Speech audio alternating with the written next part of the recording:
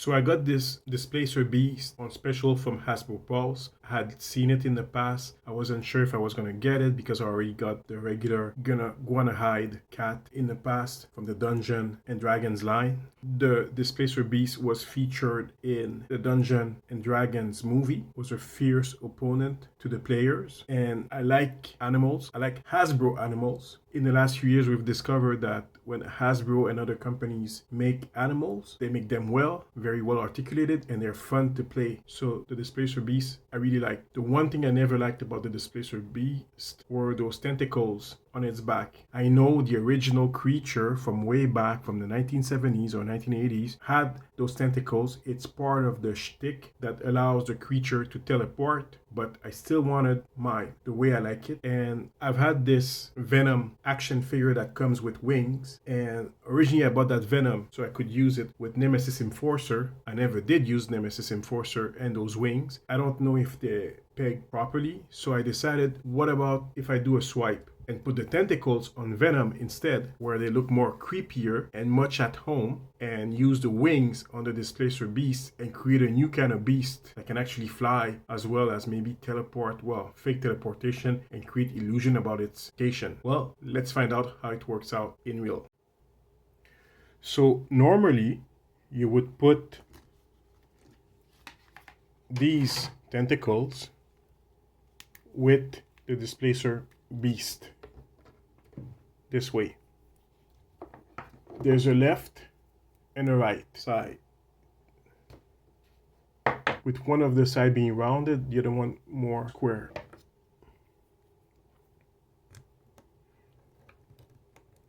I don't want to put them completely inside. I can't seem to find the letter on them. Well, I can't seem to find the right letter, so I'm not gonna put them in. I don't want to. But without the wings, this is the panther. Displacer Beast is obviously a panther with 6 legs. And as you can see, it's bigger than Guinevere.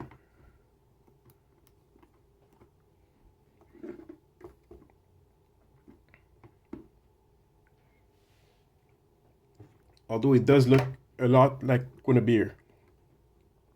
The articulation is about the same. So ball joint at the head. You can rotate the mouth so it can take a bite. Same for Guinevere. But the mouth extends a bit more. The neck.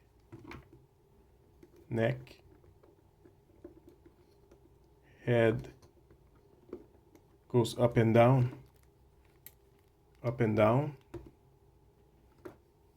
torso,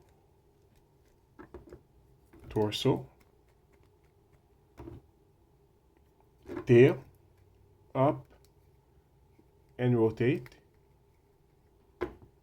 tail, up and rotate, and obviously 3 pairs of paws with several articulation. You can open a bit, you can bend here, rotate the paw,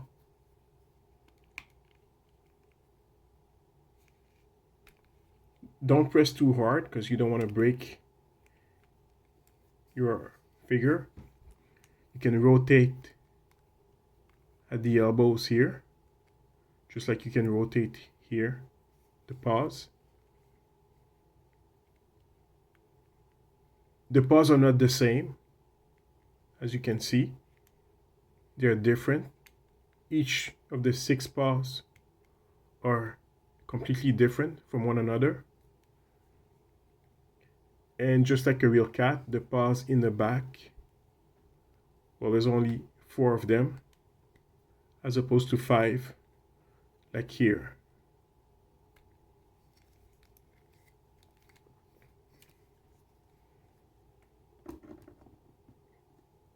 It's a magnificent creature.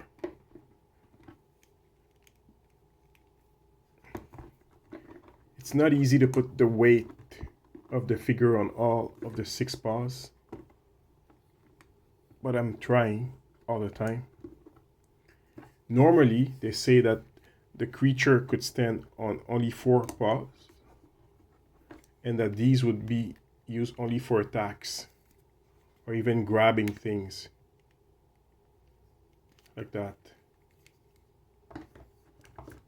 That the 4 here are sufficient for the beast to attack and run, whereas this one doesn't need it. It doesn't need the 6 paws to move. Obviously, the scale, it is much bigger than Zabu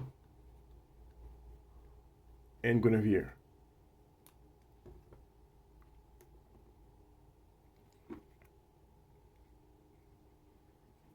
I'm going to remove those 2. This is obviously the Venom figure. The wings go with Venom, and the pegs are perfect. But those pegs for the tentacles go well also here. Well, it's because the peg is a bit bigger. It doesn't go as deep though.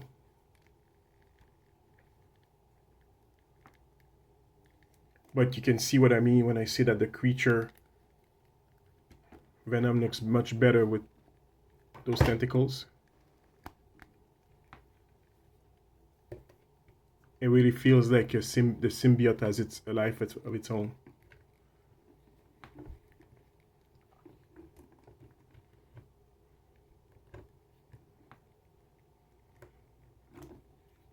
I don't like the paint or the plastic on Venom. It feels a bit cheap.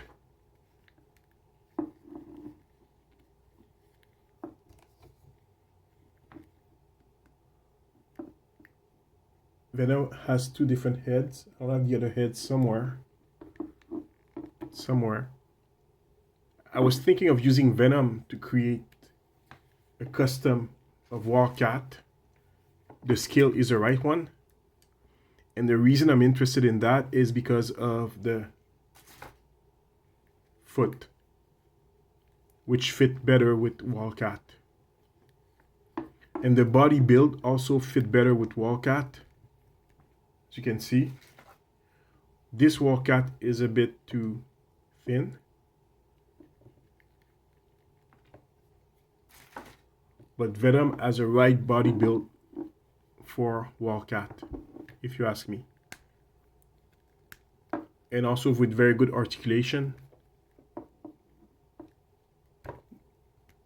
You know,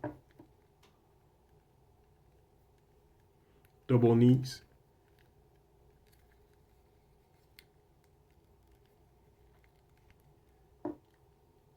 There's no swivel in the calves, but that's okay. Still a very good figure, and like I said, it would make a very good Wildcat. But right now, he's got those tentacles, which I find really gross. They're ugly, they're gross. I don't know what kind of creature that is.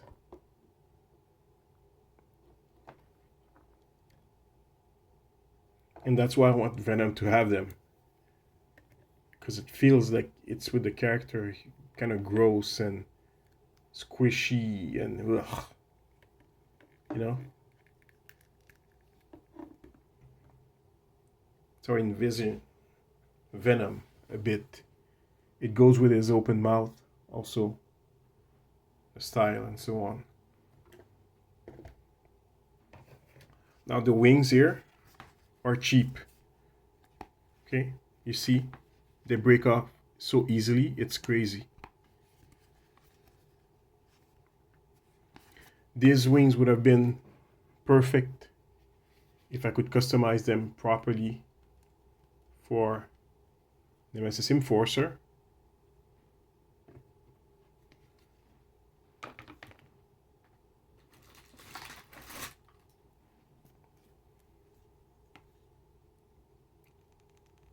But I would have to remove them from the socket here and insert them instead. I'm not sure if it's possible to remove them from the socket. No, I tried to remove the wings from the socket and I could not. So Nemesis Enforcer is going to keep his crazy wings. Well, these would have looked good. Maybe I'm going to veer. Also, I'm going to veer the Displacer Beast. But this is how they look on Nemesis Enforcer. That makes him a bit too top heavy. He can't stand on his own to save his life.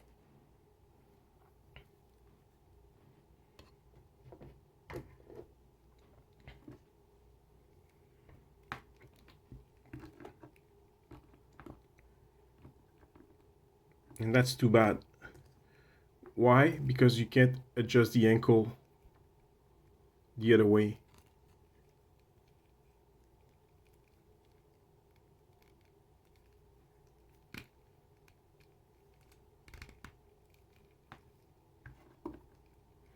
Even though he has flat feet.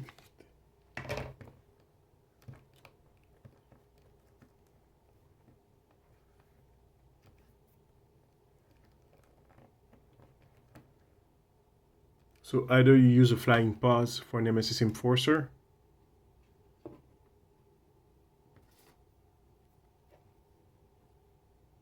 with a action figure stand, or you lean him against something else. Now here's the pod creature that you can also use with Nemesis Enforcer. It came with the original 1987 toy also.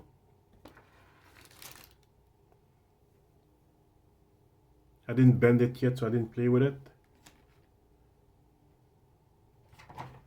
And now the wings on the Displacer Beast, which kind of looked like it goes with Nemesis Enforcer. As I mentioned, these things keep falling. That's too bad.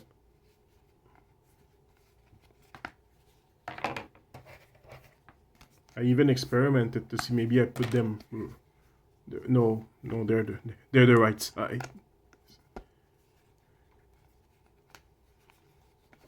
Well, no, they're not more resistant. These things just won't move, won't stay. So you can't really move them. The moment you try to articulate those wings, they are gonna fall. So if you do put the wings on your Displacer Beast, first of all, it's gonna take a lot of space, and then it's always gonna fall. I still think that he looks good. The creature looks good with those wings. But man, is it a hassle to play with them, to pause them on the creature. It's one of those toys that looks better when you don't touch it too much. But the moment you touch it, just everything falls down.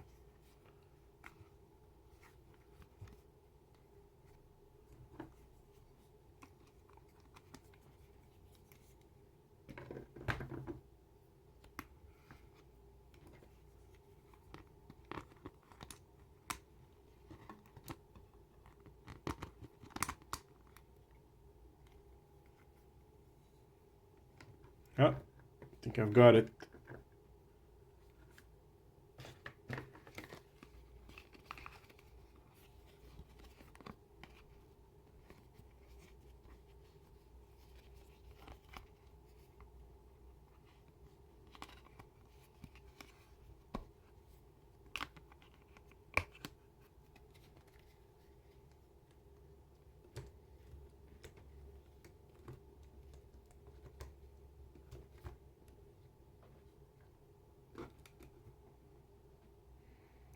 with 6 paws, there's enough to distribute the weight properly.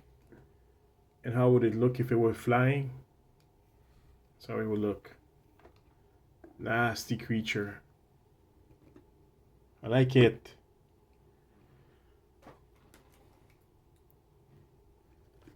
Guess that's one of the drawbacks of kit bashing. You can't always get perfect kit bashing.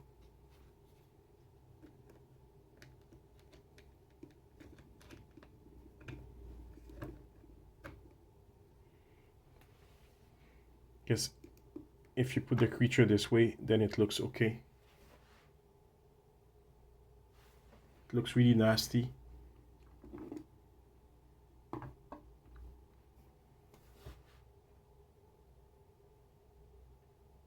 Another solution would be to put some kind of mount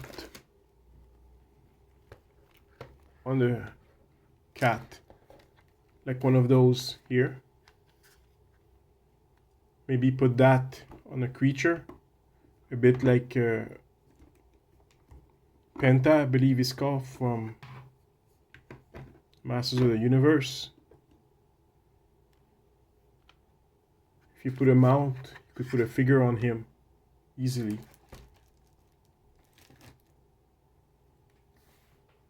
Have a developed creature. See, like a Wonder Woman controlling hit.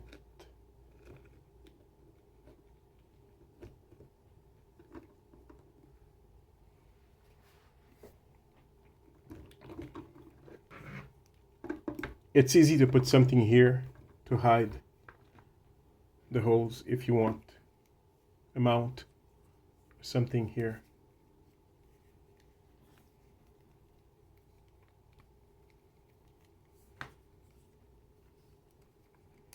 It's really a beautiful figure. It's very cheap on Hasbro Pulse, so I would suggest that you go and get it. The movie tanked, but they gave us some good figures, and this is one of them. Again, it's not easy to pause those legs. They go all over the place.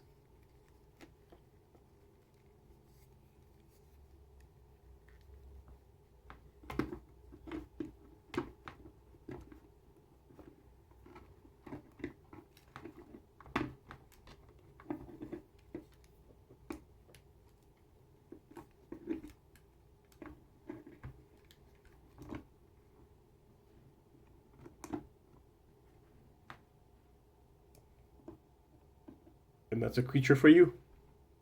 This is Hervé from Comic Book Bin, filling you in since 2002. Like and subscribe.